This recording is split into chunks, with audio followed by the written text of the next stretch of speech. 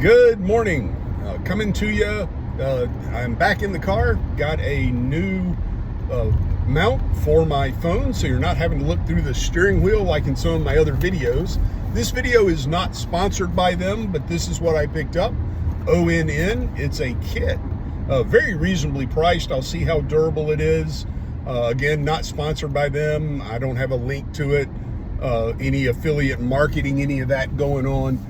But that brings up what I'm going to talk about this morning while I am driving into work. My work is my main source of income, but we should always be looking for side hustles. If you are doing something on the side, not for money, that is super important to you, you dedicate your time to that, that is perfectly fine, right? You might have small children, you might have children that are still involved in lots of activities. You may have a key role in a volunteer charitable organization. Lent season just started yesterday. Today is the day after Ash Wednesday.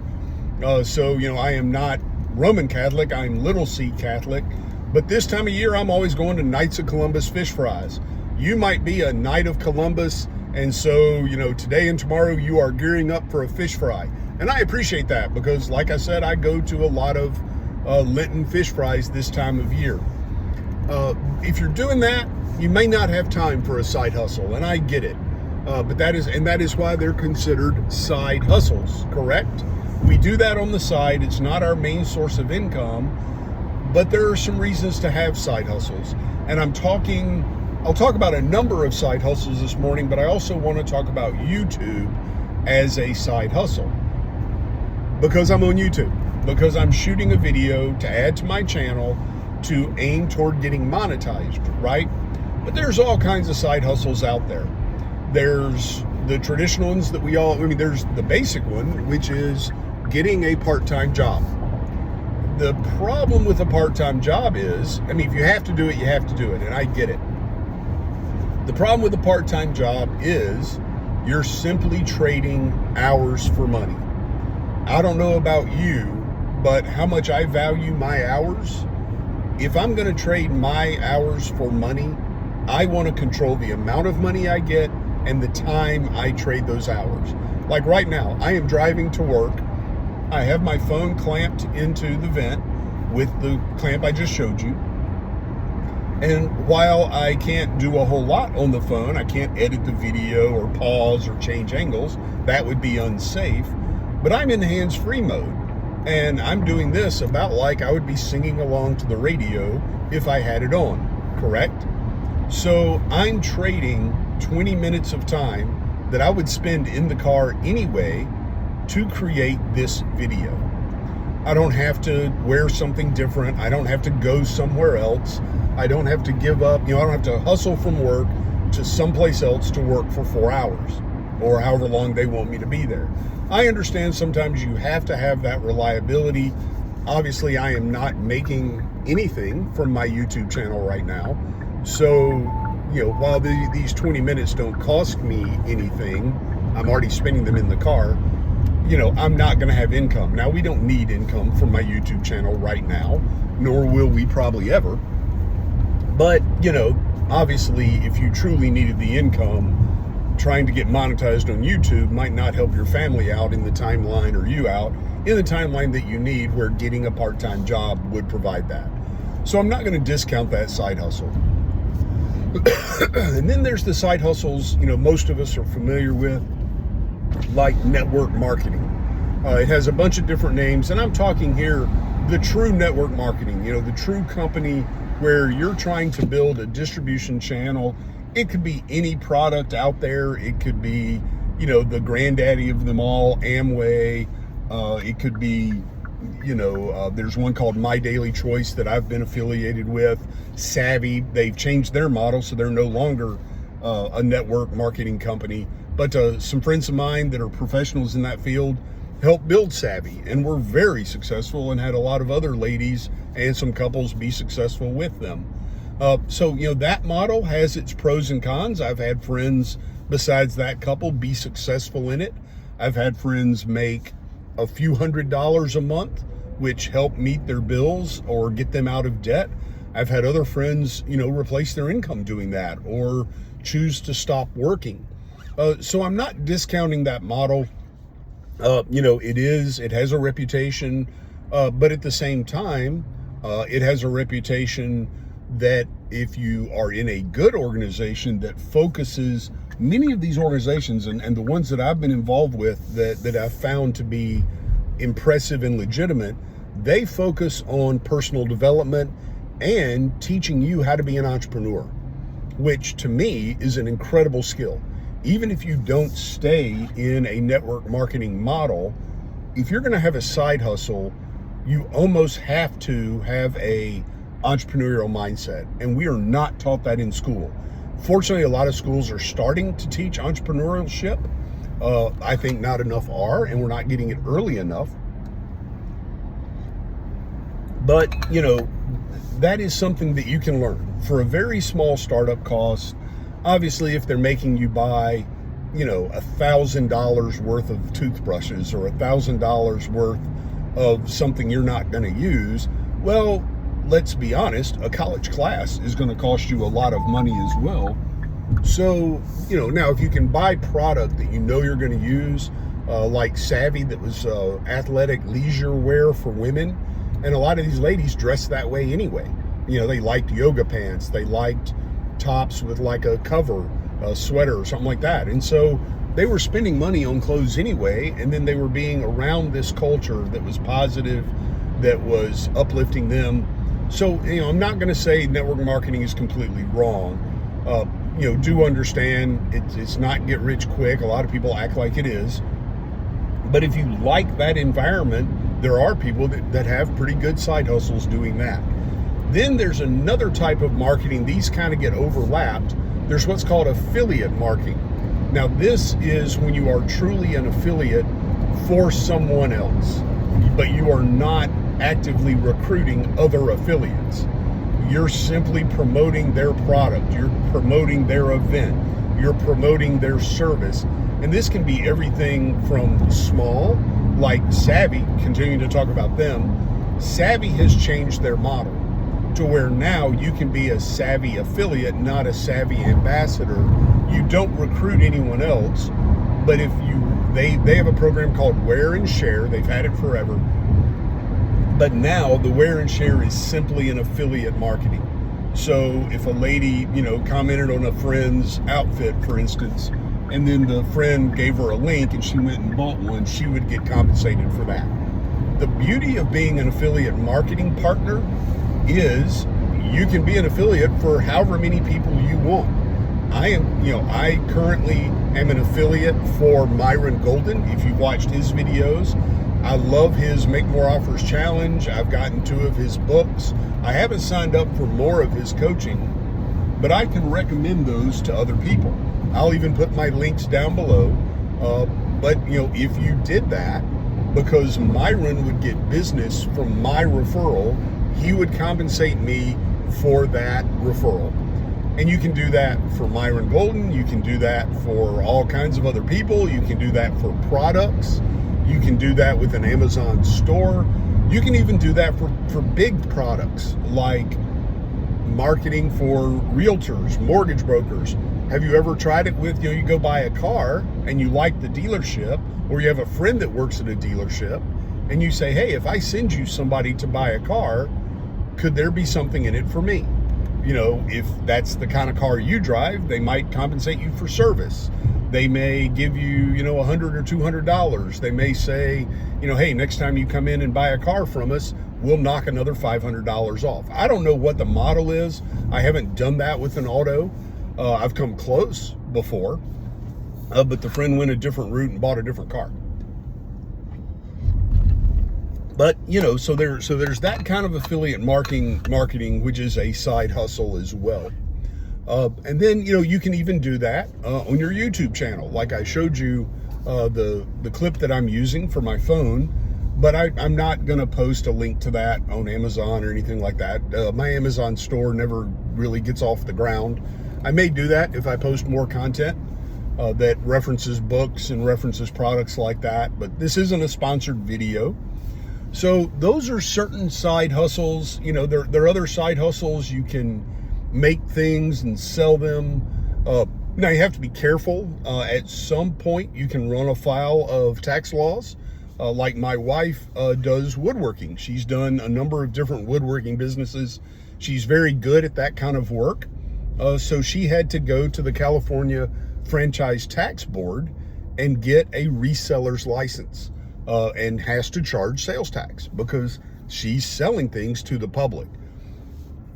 I don't know all the ins and outs of that. I don't know at what point, you cross a line where you have to do that, but I would encourage you that if that's the side hustle you pursue, such as, baking or sewing clothes or making woodwork, making decorations, find out, floral arrangements. I know prom season's coming up. If you do that kind of thing, please research the tax rules in your state. If there's a limit on how much you can sell, there's a limit on how much you can charge. But I do know that sooner or later we want to stay on the right side. Nobody likes paying taxes, right? I'll be straight about that. There are other side hustles, like one of my main things right now, before I get to talking about monetizing YouTube, is I am a licensed life insurance agent. I used to have a securities license. I opted to not keep that, but I am part-time in the industry. There are a number of firms that will allow you to work part-time or dual career. Some of them are a blend of a financial services firm and a network marketing firm. And again, if you like that model, then those companies might be a good fit for you. My company does not make us recruit. We can recruit. I do recruit.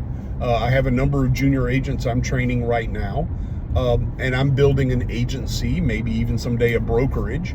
You can do the same thing in other things besides life insurance. I know a lot of realtors are dual career or part-time. Actually, here in San Diego, quite famously, one of our weather girls, Diane Tuzon, somehow, some way, if Diane ever sees this, hi Diane, she is also a realtor. And not only is she a realtor here in San Diego, interesting enough, because I saw it on Facebook just a few days ago, she sold a house in Las Vegas while working as a weather girl here in San Diego. But just imagine that, right? I mean, I don't know if she does this, Diane. If you don't and you start doing it, throw something my way. But if she lists a house in Las Vegas and she's on the weather on the mornings here in San Diego, probably goes over to Las Vegas, gets a weekend in Las Vegas while trying to show the house, right? And because she's over there, now when she, if you're a realtor and you sell a house, you get a good sizable amount of income, and you're gonna have to pay taxes on that, bringing up taxes again. But I would try to get every single write-off I could. So the trip to Las Vegas would be to sell a house or to help someone buy a house. But at the same time, while you're there, you still have to eat. You can't be, you don't do 24-hour-a-day open houses, even in a place like Vegas where people don't sleep. So I would imagine that she goes out and has a reasonably good time while she's in Vegas. I have clients, my family has me managing some of their money. So when I go home to see my mom, at least one trip a year is related to business. It's not 100% business. I can't write off 100% of it. But, the tax rules allow us to write off things that we're doing to make money. The expenses, the reasonable expenses. Now, could I write off a trip to Las Vegas now that I've talked about it in this video? No, right? Now, if I have clients in Vegas, if I try to build an agency over in Vegas, or say there's somewhere else I want to travel, yes, then those are reasonable business expenses. But I would never tell you, I'm not a tax professional. This is not tax advice. It's advice to make sure you stay on the right side of tax law. How about that? So I'm already at almost 15 minutes. So let me get to the last point and why this is also a video about YouTube. Monetizing YouTube can be a good side hustle, or could even become an income stream. Because one of the beauties of monetizing YouTube is it is truly like farming. You're going to do a lot of work up front. but then you're going to start bearing fruit. And when your crop comes in, it's going to keep coming in. So for example, what I'm trying to do is build my content library, build my subscriber base, and build my watch time to monetization. You've probably heard this before. You're going to hear it again. 1,000 subscribers, 4,000 watch hours. Now the 1,000 subscribers are over the life of your channel. The 4,000 watch hours and a gazillion short views, if you go that route, I don't even know the number, something like 12 million in 90 days. It's phenomenally high. But if you get the 4,000 watch hours, that has to be in a rolling 12 months, or actually rolling 365 days. So, so watch time will drop off, but the subscribers don't. I mean, there may be something that if they quit YouTube, they cancel their account, but I don't even know. I'm still building that. I am not there yet. I am not monetized. But the idea is when you get monetized, you're probably going to still be a small channel, unless you just go, parabolic and you go from having a couple hundred subscribers to 10,000 or something crazy. So you can watch the videos that are out there. I just watched a couple yesterday where people are, getting monetized and they get paid the first day, and they may make $1.25 or $1.42 or $2.07, right? It's some small amount. It's not, again, you're not going to go from not being monetized to now being able to pay your bills with a YouTube channel. But what happens is, and this is what I intend to do, is once you create enough content to hit the monetization YouTube partner program requirements and you get monetized, you continue to build your channel. Maybe not posting every day, not posting 30 videos in 30 days or 5 videos in 6 days like I'm trying to do right now. But, you keep some content coming. You refresh old videos. I'll have videos that, will need to be refreshed because they talk about financial concepts. But at the same time, I have videos that get views about repainting a motorcycle I sold years ago. I probably sold that motorcycle over 10 years ago, right? But I made some customizations to it. I did a rattle can paint job. Yeah, it didn't look that great, but it looked like I wanted it to look. That video is getting like 1 view a month, but it's still getting views. Well, when I get monetized, I will get paid for that view. So there are people that, their top 10, like if you look at some monetization and what I get paid type videos, they'll say my top 10 videos that month, only 2 of them were new videos. Now you'll get a spike every time you post a new video. Well, what can you expect to make as a small YouTuber? What am I expecting to make when I become a monetized small YouTuber? Again, this is never going to be my primary income, nor do I really want it to be. I actually love the job I'm driving to right now, and I love helping people with their finances. I call it blessed to do both. I don't even call it dual career. Maybe I'll make a whole video on blessed to do both, and probably take some info out of Simon Sinek's Golden Circle when I make that video. But long story short, I love what I do. I truly call it blessed to do both. But if I could build a YouTube channel making anywhere from $100 to $500 a month, I'll be quite happy. It may take me 2 more years. I'd like to see it happen this year. Shoot, I'd like to see it happen in March, right? But I really doubt. Now, hey, if you're the next 670th subscriber and get me to 1,000, awesome. Let me know. If you're watching this video and you become subscriber 1,000, put it in the comments, and I'll try to get a hold of you and send you something, right? Maybe some brownies from a marketing partner we have. I don't know. But, yes, my goal is to get monetized, but my goal is realistic. Once I get monetized, the first few months, I expect to barely make enough money to track that it's going in my account. $30, $40, $50. Is that a nice amount of money? Yeah, I could do something with $30 or $40 right now, but it's not going to move our needle financially. Now, when I start making over 100, or if I can get it up to 500, maybe that's a car payment. Maybe that's another motorcycle, right? Definitely, it's a really nice motorcycle helmet. And then I make it the next month. Then I make it the next month. Or maybe, I could say, well, I'll spend half of it on me but I could donate the other half. And, you know, instead of donating time, or instead of donating, well, I'm at the blood bank giving them my platelets, I can also donate $100 or $200, and it's not coming out of our budget. It's because I've monetized YouTube. I don't ever expect YouTube to be a huge income source, but I do expect to get monetized either later this year or early next year. And that is my goal, and I hope the same for you. Please feel free to comment as you're working toward monetization, or if you know of other side hustles that work for you. Maybe there's a skill that you have, and maybe you both create good content on that skill, but then you also offer that as a service. I need to let you go. Make sure you like, subscribe, share. Let me know what your videos are, and have a great day.